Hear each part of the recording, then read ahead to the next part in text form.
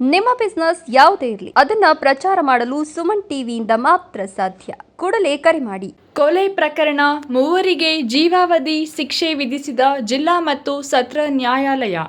ತಾಲೂಕಿನ ಯಲ್ಲಂಪಲ್ಲಿ ಗ್ರಾಮದ ನಿವಾಸಿ ಗಜೇಂದ್ರ ಅವರನ್ನು ಮಾರಕಾಸ್ತ್ರಗಳಿಂದ ಕೊಲೆ ಮಾಡಿದ ಪ್ರಕರಣಕ್ಕೆ ಸಂಬಂಧಿಸಿದಂತೆ ಮೂರನೇ ಹೆಚ್ಚುವರಿ ಜಿಲ್ಲಾ ಮತ್ತು ಸತ್ರ ನ್ಯಾಯಾಲಯವು ಮೂವರು ಅಪರಾಧಿಗಳಿಗೆ ಜೀವಾವಧಿ ಶಿಕ್ಷೆ ಮತ್ತು 25,000 ವಿಧಿಸಲಾಗಿದೆ.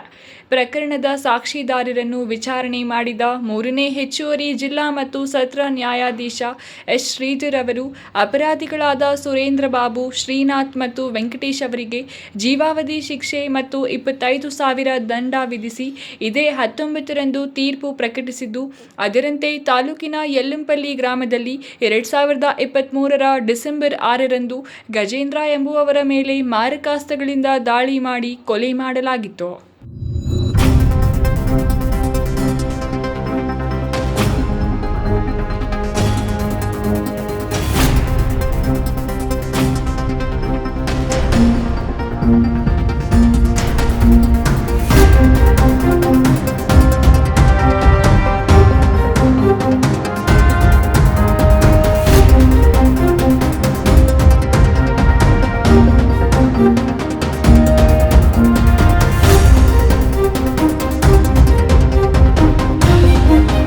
ಈ ಸಂಬಂಧ ಗಜೇಂದ್ರ ಅವರ ತಾಯಿ ವರಲಕ್ಷ್ಮಮ್ಮ 2023ರ ಡಿಸೆಂಬರ್ 7ರಂದು ಬಾಗೇಪಲ್ಲಿ ಪೊಲೀಸ್ ಠಾಣೆಯಲ್ಲಿ ಪ್ರಕರಣ ದಾಖಲಿಸಿದ್ದರು.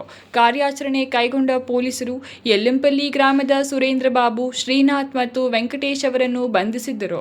ಆ ಮೂವರ ವಿರುದ್ಧ ದೋಷಾರೋಪವನ್ನು ಪಟ್ಟಿಯನ್ನು ಪೊಲೀಸರು ನ್ಯಾಯಾಲಯಕ್ಕೆ ಸಲ್ಲಿಸಿದ್ದರು.